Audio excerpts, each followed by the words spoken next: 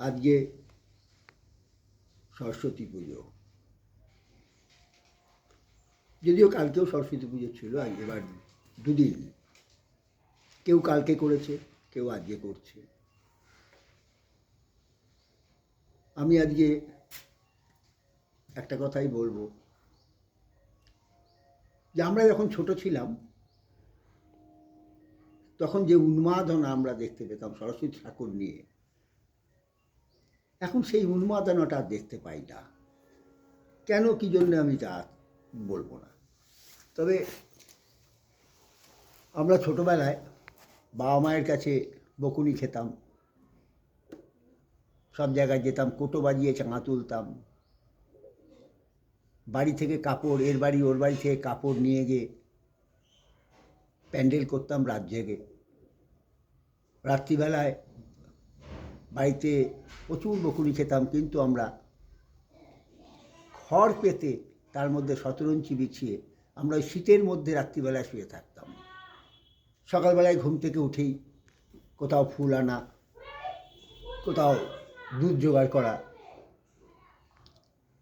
এই সব করে মায়ের পুজো করতাম। আজকে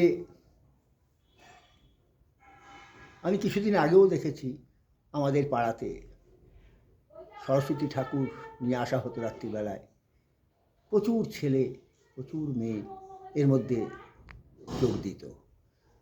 আর আজ সরস্বতী ঠাকুর আনার লোক নাই। কে আনতে যাবে? না 50-এর ঊর্ধ্বে মানুষরা গিয়ে ঠাকুর নিয়ে আসছে, 2জন কি 1জন কি 3জন। তারাই সব জোগাড়জান্তি করছে, তারাই পুজো আর্চা করছে, তারাই ঠাকুরমশাই জোগাড় করছে। কোনো ছোট ছেলেদের মানে এই 15, 16, 18, 20 দেখাই যাচ্ছে না। তারা হয়তো সেজে গুজে বেরিয়ে পড়েছে কোথাও। এখন স্কুলেও ভিড় দেখা যায় না, এখন কলেজেও ভিড় দেখা যায় না, পাড়াতে যে পুজো হয় সেখানেও ছেলে মেয়েরা থাকে না, তাহলে কোথায় যায়? যাই হোক, সেই কন্ট্রাডিকশানে আমি যাচ্ছি না। আমি যেটা বলতে চাইছিলাম, শৈশবের যে আনন্দ, সেই আনন্দটা আজকের দুনিয়ায়, আজকের দিনে হারিয়ে গেছে সব। এখন সবটাই মেকি হয়ে গেছে। এখন মোটর বাইকে চেপে ঘুরে বেড়ানো, বাকিটা আমি আর কিছু বলছি না। পার্কে ভিড়, হয়তো সিনেমা হলে ভিড় বা আর কোথাও ভিড়, কিন্তু পুজো মণ্ডপে ভিড় নাই, কলেজে ভিড় নাই, স্কুলে ভিড় নাই। কোথায় গেল সেই দিনগুলো? কোথায় হারিয়ে গেল সোনালি বিকেল শুরুতেই? সেই বাড়ির দিদিদের বা মাদের ডেকে বলতো যে তোমরা একটু আলপনা দিয়ে দাও, তোমরা ফলটা কুটে দাও, তোমরা এটা করে দাও। তারপর আবার সেই রাত জাগা, রাত্রিবেলায় স্টোভ জ্বালিয়ে পাউরুটি সেকে ডিম সেদ্ধ করে আমাদের টিফিন হচ্ছে, খাওয়া হচ্ছে। তাতেই একটা বিরাট আনন্দ। এই যে আনন্দ, সেই আনন্দটা শেষ। হয়তো তারা আমাদের থেকেও বেশি আনন্দ করছে, মানে আমাদের মনে হচ্ছে ওই আনন্দটা নাকি বেশি ছিল। এখন যারা জেনারেশান, তারা ভাবছে ওই আনন্দটার থেকে এই আনন্দটা অনেক বেশি। যাই হোক, আমরা সব কিছু করি, কোনো দুঃখ নাই। আমরা সকালবেলায় ঘুম থেকে উঠে আমরা যে বই খাতাগুলো পড়াশোনা করি, সেই বই খাতা নিয়ে এসে মা সরস্বতীর পায়ের তলায় দিয়ে দিই, আর বলি, মা দেখো আমি যেন ভালো নম্বর পেয়ে পাস করি। কিন্তু আমরা অঞ্জলি যখন দিই, যদি ঠাকুরমশাই একটু দেরি করে আসতে, তাহলে কিন্তু অনেকেই সেখান থেকে চলে যায়। কারণ আমরা তো কাউকে টাইম দিয়ে দিয়েছি, ওই টাইম থেকে ওই টাইম সে আমার জন্য ওয়েট করবে। তাহলে আমি অঞ্জলি দেবো কী করে? ঠাকুরমশাইয়ের সঙ্গে ঝামেলা লেগে যায় দেরি করে আসার জন্য। তারপর অঞ্জলি দেবো কি? অঞ্জলি দিচ্ছি, মন কোথায় আমার?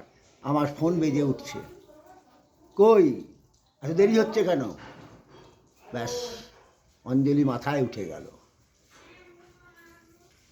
আমরা ভক্তি ভরে বা নিষ্ঠা ভরে কোনো কাজটাই করছি না। মা সরস্বতীকে বন্দনা করো করো, ভক্তি ভরে ডাকো, সঙ্গে পড়াশোনাটাও করতে হবে। আর ভক্তি না থাকলে, নিষ্ঠা না থাকলে তোমার কিছুই হবে না। আমি সবাইকে বলছি না কিন্তু, এই বাজারেও অনেকেই আছে কৃতি ছাত্র, তারা কিন্তু অঞ্জলিতে ঠাকুর মশাই যদি দেরি করে, অঞ্জলি দিতে দেরি হয়, তারা সেই টাইমটা কিন্তু ঘরে গিয়ে মাকে বলে, মা আমি ঠাকুরমশাই তো এখনও আসেনি, আমরা একটু বইটা উল্টে নিই। তারা বইটা পড়াশোনা করে।